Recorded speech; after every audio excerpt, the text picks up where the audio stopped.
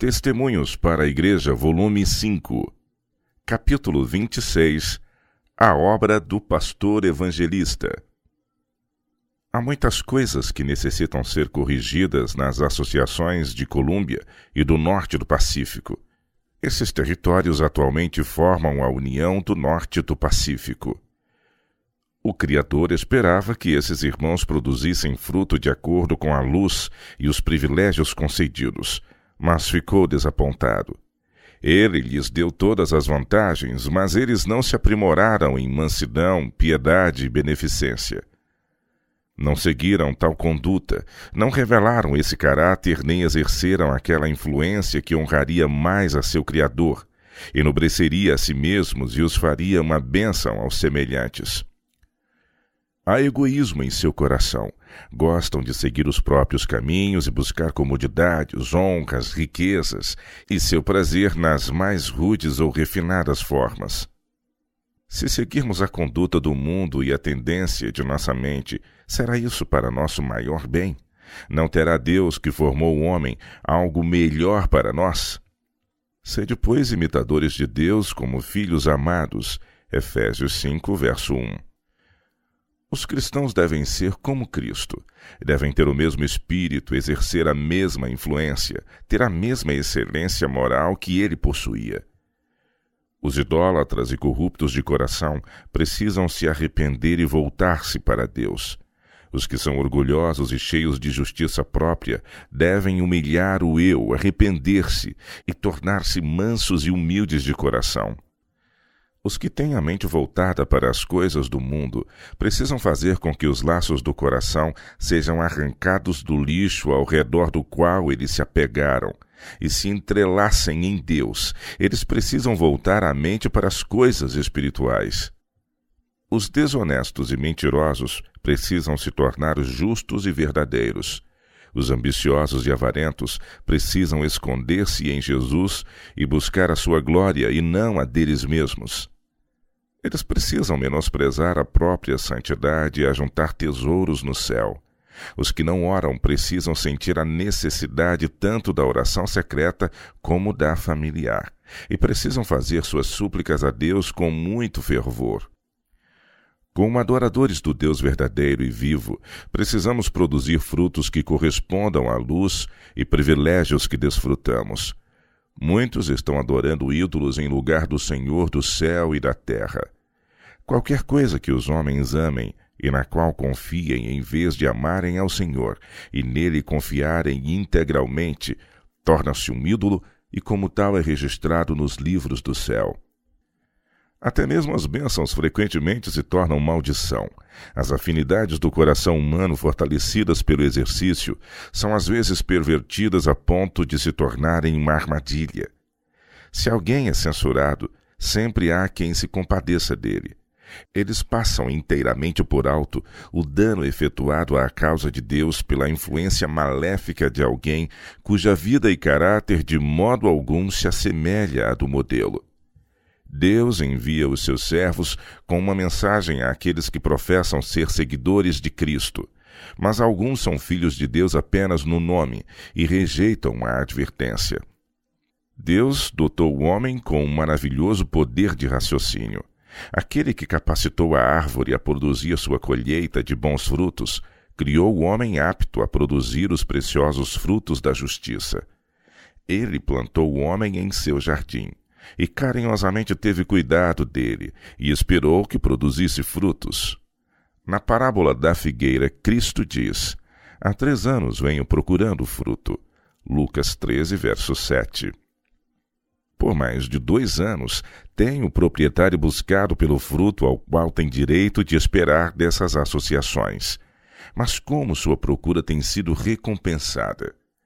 Quão ansiosamente observamos uma árvore ou planta predileta, esperando que ela recompense nosso cuidado, produzindo botões, flores e frutos. E quão desapontados ficamos ao encontrar apenas folhas.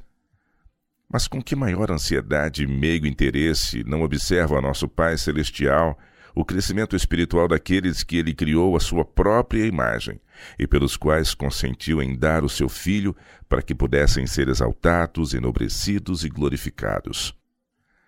O Senhor tem seus agentes escolhidos para ir ao encontro dos homens em seus erros e apostasias. Seus mensageiros são enviados a dar um claro testemunho a fim de erguê-los de sua condição de desinteresse e abrir-lhes as preciosas palavras da vida, as Escrituras sagradas à compreensão.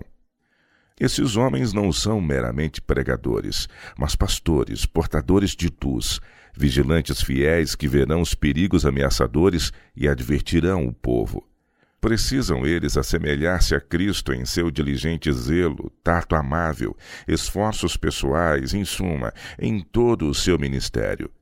Necessitam estar em vital ligação com Deus e tão familiarizados com as profecias e as lições práticas do Antigo e Novo Testamentos que possam sacar do tesouro da palavra de Deus coisas novas e antigas.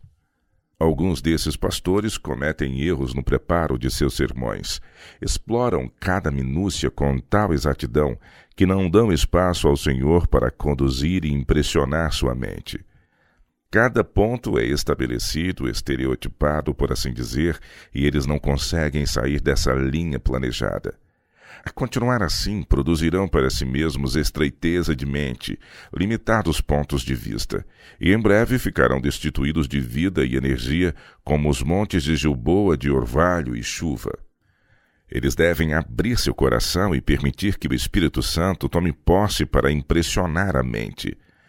Quando tudo é assentado de antemão, e eles sentem que não podem alterar essa linha de sermões, o efeito é pouco melhor do que aquele produzido pela leitura de um sermão.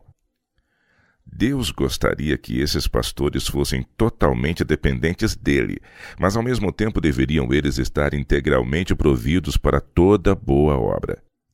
Nenhum assunto pode ser tratado diante de todas as congregações da mesma maneira. O Espírito de Deus, se lhe permitirem fazer sua obra, impressionará a mente com ideias adequadas para atender os casos daqueles que estão em necessidade. Mas os sermões formais e insípidos, de muitos que usam ao púlpito, têm muito pouco do vitalizante poder do Espírito Santo. O hábito de fazer esse tipo de sermão destrói efetivamente a utilidade e a capacidade do pastor. Essa é a única razão por que os esforços dos obreiros não têm sido melhor sucedidos. Deus tem sido impedido de fazer mais para impressionar-lhes a mente no púlpito. Outra causa do fracasso nessas associações é que o povo a quem o mensageiro é enviado deseja moldar-lhe as ideias e colocar-lhe na boca as palavras que deve falar. Os vigias de Deus não devem estudar meios de agradar ao povo, nem ouvir suas palavras, nem expressá-las. Devem antes ouvir o que diz o Senhor e qual é sua mensagem para o povo. Se basearem em sermões preparados anos atrás, poderão deixar de atender às necessidades do momento. Seu coração deve estar aberto para que o Senhor possa impressionar a mentalidade, e então terá condições de transmitir ao povo a preciosa verdade acolhedora do céu. Deus não se agrada com esses pastores de mentalidade estreita, que dedicam a capacidade dada pelo Senhor a assuntos de pouca importância e falham em crescer no divino conhecimento até a estatura completa de homens em Cristo Jesus. Ele deseja que seus pastores possuam amplitude mental e verdadeira coragem moral. Tais homens estarão preparados para enfrentar oposição, sobrepujar dificuldades e conduzir o rebanho de Deus em lugar de serem guiados por ele. Há, ao mesmo tempo, muito pouco do Espírito e poder de Deus no trabalho dos vigias. O Espírito que caracterizou a maravilhosa reunião no dia de Pentecostes está esperando a fim de manifestar o seu poder sobre os homens que agora se acham colocados entre os vivos e os mortos como embaixadores de Deus. O poder que tão fortemente sacudiu o povo no movimento de 1844 se revelará novamente. A mensagem do terceiro anjo irá avante, não em voz baixa, mas num alto clamor. Muitos que professam possuir grande luz estão andando em fagulhas de seu brilho. Eles precisam ungir os seus lábios com a brasa viva do altar para que possam difundir a verdade como homens inspirados.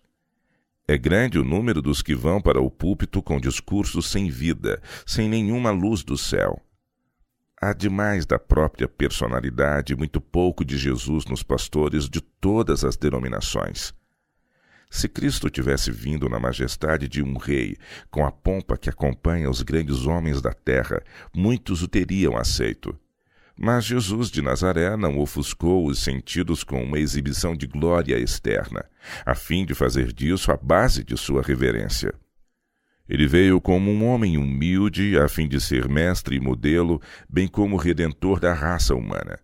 Tivesse ele incentivado a pompa e sido seguido por uma comitiva de grandes homens da terra, como poderia ele ter ensinado humildade?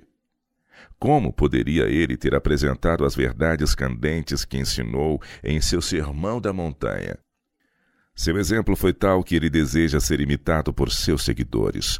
Onde ficaria a esperança dos humildes desta vida se ele tivesse vindo em exaltação e vivido como um rei na terra? Jesus conhecia as necessidades do mundo melhor do que as próprias pessoas. Ele não veio como um anjo revestido da armadura celestial, mas como um homem.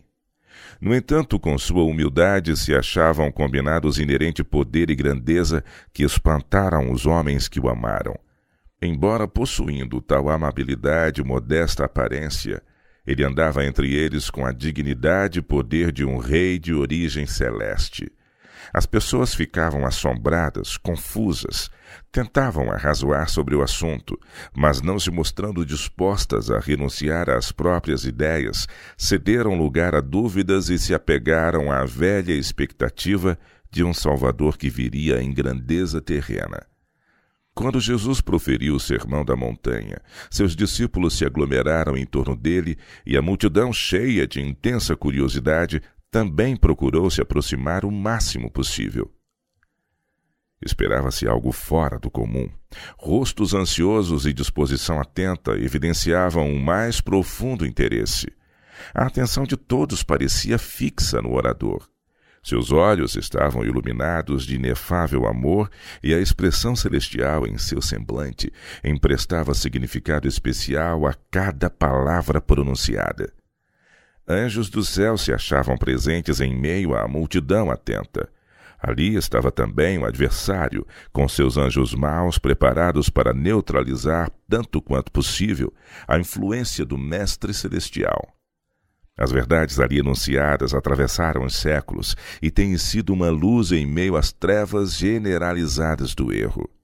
Muitos têm encontrado nelas o que a alma mais necessita, um firme alicerce de fé e prática. Mas nessas palavras emitidas pelo maior mestre que o mundo já conheceu, não há ostentação de eloquência humana. A linguagem é simples e os pensamentos e sentimentos se caracterizam por sua extrema simplicidade. Os pobres, os incultos, os mais ignorantes conseguem compreendê-las. O Senhor do céu se dirigia em misericórdia e bondade às pessoas que viera salvar. Ele as ensinava como tendo autoridade, falando palavras que continham vida eterna. Todos devem imitar o modelo, o máximo possível. Embora não possam ter a mesma percepção de poder que Jesus possuía, eles podem de tal modo ligar-se à fonte de poder que Jesus poderá neles habitar e eles nele, e assim seu espírito e poder serão neles revelados. Andem na luz como ele está na luz. É o mundanismo e o egoísmo que nos separam de Deus. As mensagens vindas do céu são de natureza tal que despertam oposição. As fiéis testemunhas de Cristo e da verdade reprovarão o pecado. Suas palavras serão como um martelo a quebrar o coração empedernido, como um fogo a consumir matéria inútil. Há necessidade constante de fervorosas e decididas mensagens de advertência.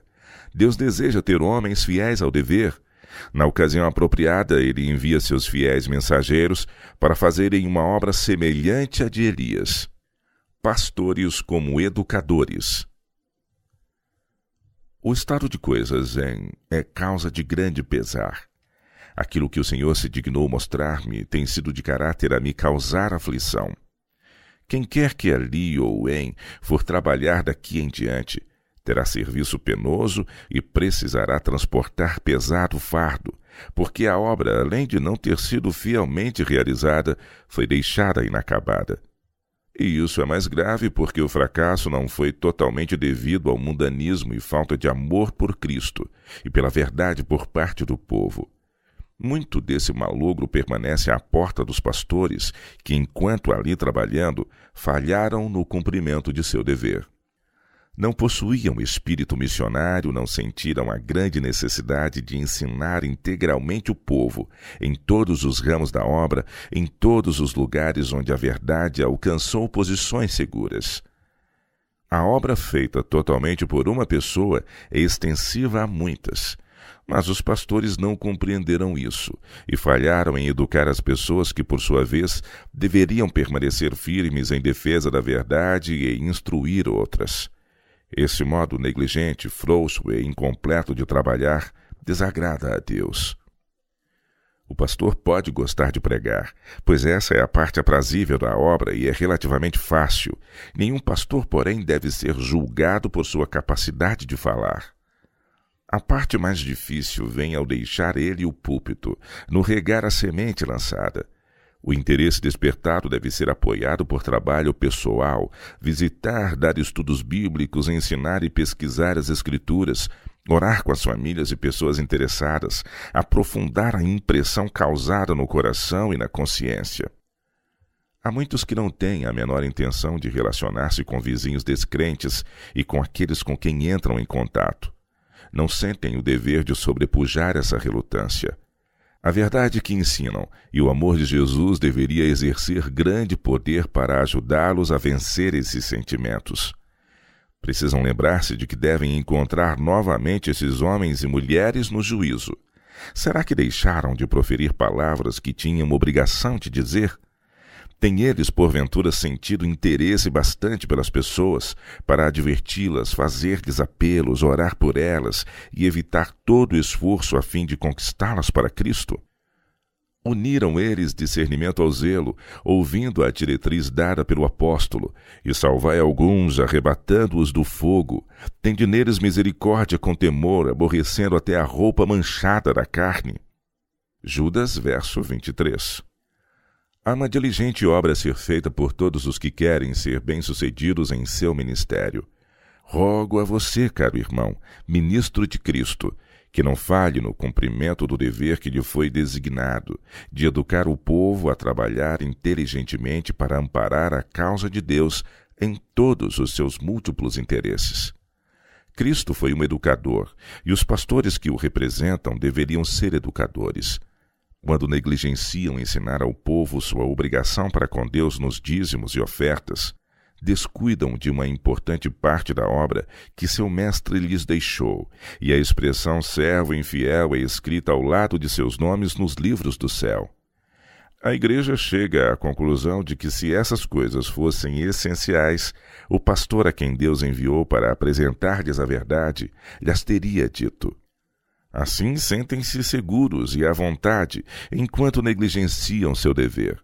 Vão contra os expressos reclamos de Deus e, como resultado, tornam-se sem vida e ineficientes.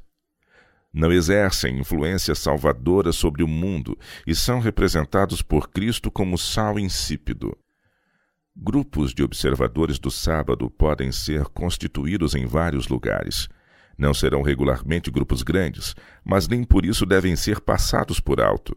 Não devem ser deixados a perecer por falta de esforço pessoal apropriado e treinamento. A obra não deve ser abandonada prematuramente. Vede que todos estejam esclarecidos na verdade, firmados na fé e interessados em todo o ramo da obra antes de os deixar para ir a outro campo. E então, como fazia o apóstolo Paulo, devem ser visitados com frequência para ver como vão. Oh, a obra negligente que é feita por muitos que pretendem ser comissionados por Deus para pregar sua palavra faz com que os anjos chorem.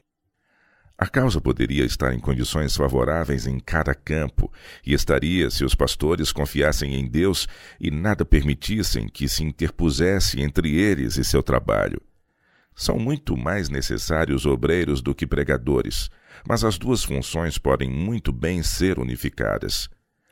Tem sido provado no campo missionário que, seja qual for o talento da pregação, se parte do trabalho é negligenciada, se não se ensina ao povo como trabalhar, como dirigir reuniões, como desempenhar sua parte no trabalho missionário, como alcançar com êxito o povo, a obra será praticamente um fracasso.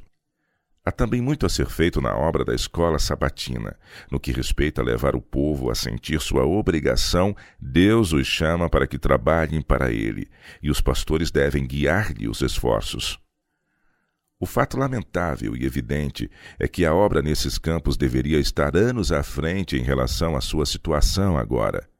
A negligência da parte dos pastores desanimou o povo e a falta de interesse, abnegação e apreciação da obra por parte do povo desencorajou os pastores. 2 anos de atraso é o que se acha registrado nos livros do céu. Esse povo poderia ter feito muito para o avançamento da causa da verdade e conquista de pessoas para Cristo nas diferentes localidades e, ao mesmo tempo, crescer em graça e no conhecimento da verdade, caso houvessem aproveitado as oportunidades e desfrutado melhor seus privilégios, andando não com murmurações e queixas, mas com fé e coragem. Somente a eternidade poderá revelar o quanto se perdeu durante esses anos, quantas pessoas foram deixadas a perecer por causa desse estado de coisas. A perda é muito grande para ser calculada. Deus foi insultado. Essa conduta infligiu à causa uma ferida que levará anos para ser curada. Se os erros cometidos não forem percebidos e deles não houver arrependimento, certamente se repetirão. A percepção desses fatos foi uma indizível carga sobre mim, furtando o sono de meus olhos. Às vezes pareceu que meu coração explodiria. Eu apenas podia orar enquanto provia escape às minhas angústias, chorando em voz alta. Oh, sinto-me tão triste por meu Salvador. Sua busca por frutos na figueira, entre os galhos cobertos de folhagens, e o desapontamento em nada encontrar senão folhas, surgiu muito vívido perante mim. Senti não poder suportar isso. De modo algum pude conformar-me com os passados anos de negligência do dever por parte de pastores e povo. Temi que o fulminante destino da figueira no passado pudesse ser o mesmo desses descuidosos. A terrível negligência em fazer a obra e cumprir a missão que Cristo lhes confiou produz uma perda que nenhum de nós pode dar-se ao luxo de assumir. Esse é um risco tão pavoroso de se ver e tão assombroso de correr em qualquer tempo de nossa história religiosa, mas especialmente agora, quando o tempo é curto e há tanto a ser feito neste tempo de preparo para o dia de Deus. Todo o céu está ativamente empenhado na salvação dos homens, e luz é enviada por Deus sobre seu povo, definindo o seu dever de forma que ninguém erre o caminho da justiça. O Senhor, porém, não envia sua luz para que seja zombada e desperdiçada. Se o povo é descuidado, torna-se duplamente culpado perante ele. Quando Cristo se dirigia a Jerusalém, no cume do olivete foi tomado de incontrolável pesar, exclamando em entrecortadas expressões enquanto contemplava a cidade. Ah, se tu conhecesses também, ao menos neste teu dia, o que à tua paz pertence. Mas agora isso está encoberto aos teus olhos. Lucas 19, verso 42. Ele pranteava não por si mesmo, mas pelos desprezadores de sua graça, benignidade e paciência. A conduta seguida pelos endurecidos e impenitentes habitantes da cidade condenada é semelhante à atitude das igrejas e indivíduos com respeito a Cristo no tempo presente. Negligenciam a seus reclamos e desprezam sua longanimidade. Há uma aparência de piedade, há adoração cerimonial, há orações lisonjeiras, mas o poder genuíno está faltando. O coração não foi suavizado pela graça e se mostra frio e indiferente. Muitos, como os judeus, estão cegos pela incredulidade e não conhecem o tempo da sua prova. Até onde a verdade lhes diz respeito, eles têm tido todas as vantagens. Deus lhes tem apelado ao longo dos anos através de reprovações, advertências, correções e instrução em justiça. Mas essas orientações especiais foram dadas apenas para serem desprezadas e colocadas no nível das coisas comuns. O dever de reprovar os amantes do dinheiro. Muitos que são contados com os crentes não estão realmente com eles em fé e princípio. Estão fazendo exatamente o que Jesus lhes disse para não fazer, ajuntando tesouros na terra. Cristo disse: não ajunteis tesouros na terra, mas ajuntai tesouros no céu, porque onde estiver o vosso tesouro, aí estará também o vosso coração. Mateus capítulo 6, versos de 19 a 21. Eis aí um perigo que ameaça os cristãos. Eles não obedecem às positivas diretrizes de Cristo, não demonstram fé genuína em Deus. A fim de obter riquezas, acumulam fardos e cuidados, até que sua mente fique quase que totalmente envolvida por eles. Eles estão sequiosos por lucros e sempre aflitos com medo de prejuízos.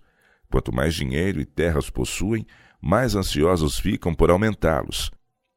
Bêbados estão, mas não de vinho. Andam titubeando, mas não de bebida forte. Isaías 29, verso 9. Acham-se assoberbados pelos cuidados desta vida, que os afetam como a bebida forte faz com o ébrio. Encontram-se tão cegados pelo egoísmo, que trabalham noite e dia para assegurar-se de tesouros perecíveis. Seus interesses espirituais são desprezados, não têm eles tempo para essas coisas. Os grandes temas da verdade não são mantidos em sua mente, como é evidenciado por suas palavras e conduta. O que importa se as pessoas ao seu redor estão perecendo em seus pecados? Isso não lhes é de tanto efeito quanto seus tesouros terrenos. Que as pessoas por quem Cristo morreu caiam em ruína, eles não têm tempo para salvá-las. Ao fazer planos para obter ganhos seculares, mostram capacidade e talento, mas essas preciosas qualidades não são dedicadas a conduzir salvos a Jesus para a edificação do reino do Redentor. Não estão, porventura, pervertidas as sensibilidades dessa gente? Não estão eles embriagados com a intoxicante taça do mundanismo? Não foi a razão posta de lado e não têm os objetivos e propósitos egoístas se tornado o poder governante? A obra de se preparar para estar em pé no dia do Senhor e o emprego das habilidades dadas por Deus para ajudar a aprontar um povo para esse dia são consideradas atividades maçantes e insatisfatórias. O Salvador do mundo tem apresentado o negócio mais lucrativo, no qual ricos e pobres, cultos e ignorantes podem se engajar. Todos podem, com segurança, ajuntar para si mesmos um tesouro nos céus que nunca acabe. Lucas 12, verso 33. Isso é investir os recursos no lado certo. Isso é utilizar os talentos da forma correta.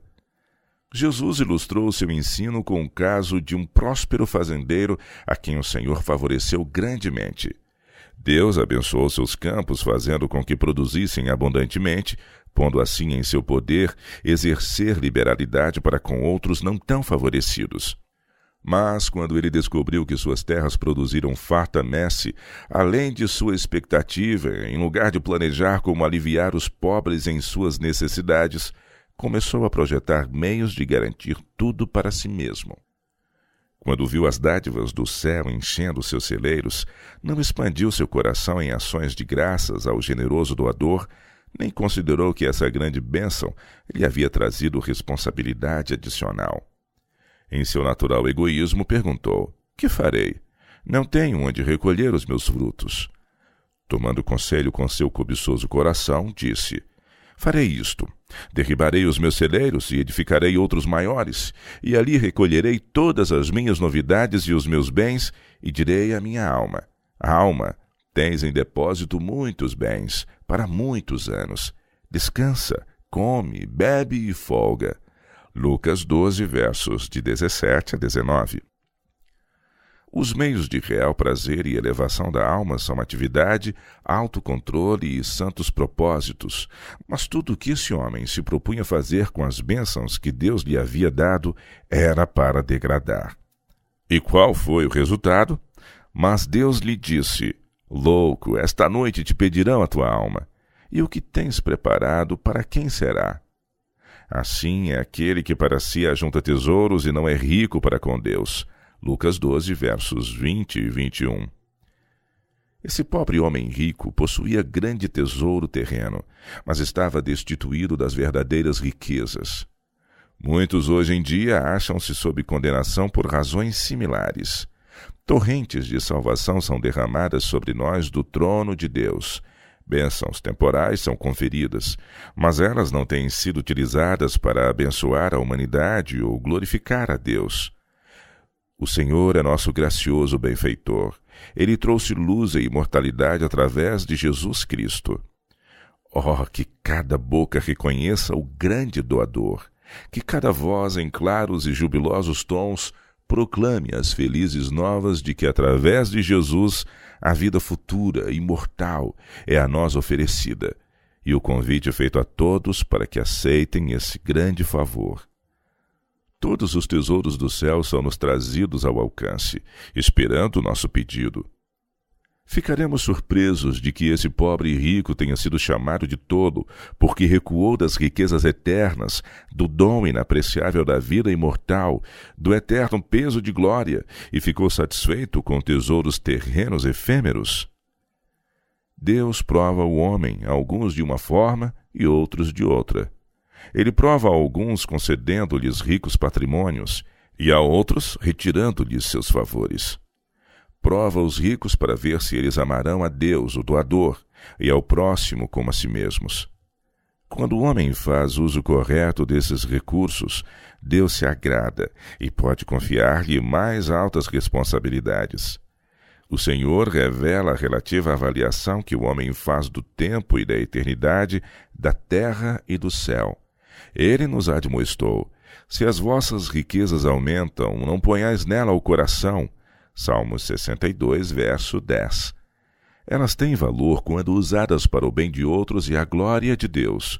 Mas nenhum tesouro terrestre deve ser seu prêmio final, seu Deus ou seu Salvador. Meu irmão, o mundo jamais crerá que você leva a sério sua fé, a não ser que tenha menos a dizer sobre coisas temporais e mais sobre as realidades do mundo eterno. O Senhor vem, mas muitos que professam a fé não compreendem que esse evento está próximo. Não podem firmar sua fé sobre os revelados propósitos divinos. Para alguns, a paixão por ganhar dinheiro tornou-se dominante e as riquezas terrenas eclipsaram o tempo celestial.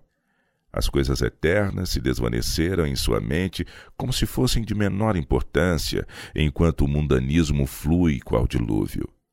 A grande questão é: como posso ganhar dinheiro? As pessoas estão atentas a cada oportunidade de ganho. Tentam 1000 planos e artifícios, entre esses várias invenções e direitos de patentes. Alguns escavam a terra em busca de metais preciosos, outros lidam com fundos de investimentos, outros ainda cultivam o solo, mas todos têm um único objetivo em vista: fazer dinheiro. Eles se tornam estranhos e até mesmo insanos na caça às riquezas, mas se recusam a ver a vantagem de assegurar para si uma herança imortal. Quando Cristo esteve na terra, punha-se em contato com alguns cuja imaginação estava agitada pela esperança de ganho secular. Eles nunca descansavam, estavam constantemente tentando algo novo, e suas extravagantes expectativas surgiam apenas para ser desapontadas. Jesus conhecia as necessidades do coração humano, que sempre foram as mesmas em todas as épocas, e ele lhes chamava a atenção para as riquezas permanentes. Ele disse: também o reino dos céus é semelhante a um tesouro escondido num campo que um homem achou e escondeu. E pelo gozo dele vai, vende tudo quanto tem e compra aquele campo. Mateus 13, verso 44. Ele falava acerca de tesouros inestimáveis, os quais estão ao alcance de todos. Jesus veio a este mundo para mostrar como chegar a essas riquezas. O caminho está demarcado. Os mais pobres que o seguirem serão tornados mais ricos do que os bilionários da terra que não conhecem a Jesus, e cada vez mais abençoados ao repartir sua felicidade com outros. Não ajunteis tesouros na terra, onde a traça e a ferrugem tudo consomem, e onde os ladrões minam e roubam. mas ajuntai tesouros no céu, onde nem a traça nem a ferrugem consomem, e onde os ladrões não minam nem roubam. Mateus 6, 19 e 20. Os que desejam fazer sua vontade não sofrerão qualquer prejuízo ou perda. O tesouro acumulado no céu é seguro e está em nossa conta, pois Jesus disse: ajuntai tesouros no céu. Os homens podem semear aqui, todavia colherão na eternidade. É esse eterno tesouro que os ministros de Cristo devem apresentar onde quer que forem. Devem insistir com o povo a fim de que se tornem sábios para a salvação. Não devem permitir que professos crentes, servis e amantes do mundo influenciem sua conduta e lhes enfraqueçam a fé. Não é sua missão ajudar indivíduos ou igrejas a planejar como economizar dinheiro através de planos acanhados e esforços limitados na causa de Deus. Em lugar disso, precisam ensinar os homens a como trabalhar desinteressadamente e assim se tornarem ricos para com Deus. Devem educar as pessoas a fazer uma justa estimativa das coisas eternas e a dar prioridade ao reino de Deus. Calebes são necessários nestes dois campos. Nessas associações precisa haver não crianças, mas homens que hajam com entendimento e assumam responsabilidades, fazendo com que sua voz seja ouvida acima das vozes dos infiéis que apresentam objeções, dúvidas e críticas. Grandes interesses não podem ser administrados por crianças. Um cristão imaturo, atrofiado em seu crescimento religioso, destituído de sabedoria do alto, está despreparado para enfrentar os ferozes conflitos pelos quais a igreja é chamada a passar. Sobre os teus muros, ó Jerusalém, pus guardas que todo o dia e toda a noite jamais se calarão. Isaías 62, verso 6. A menos que o pastor declare destemidamente toda a verdade, a menos que tenha em vista unicamente a glória de Deus e trabalhe sob a liderança do grande capitão de sua salvação, a menos que avance a despeito das críticas e incontaminado pelos aplausos, será tido como vigia infiel. Há alguns que precisam tornar-se homens em vez de meninos e ter mente espiritual em lugar de terrena e sensual, mas sua visão espiritual tornou-se obscurecida. O grande amor do Salvador não cativou seu coração. Ele tem muitas coisas a dizer-lhes, mas vocês não podem suportá-las agora. Em termos de crescimento, vocês são crianças e não podem compreender os mistérios de Deus. Quando o Senhor suscita homens para fazer seu trabalho, esses traem-lhe a confiança, se permitem que seu testemunho seja adaptado para agradar a mentes não consagradas. Ele preparará homens para as ocasiões certas.